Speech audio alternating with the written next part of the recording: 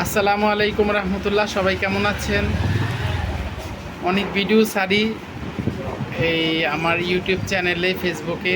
আমার কথায় যদি কেউ মনে কষ্ট পান এবং আমার ব্যবহারে যদি কষ্ট পান, আমাকে ক্ষমা করে দিবেন। আর আপনারা ভিডিও যদি দেখেন, আপনাদের ভালো লাগে, অবশ্যই আমার মুন্সি টিভি চ্যানেলটা সাবস্ক্রাইব করবেন, শেয়ার করবেন, তারপরে কমেন্টস করবেন, লাইক কমেন্টস এগুলো দিবেন। দেখে থাকে আমি অনেক কথা এটাই চাইরা দিব।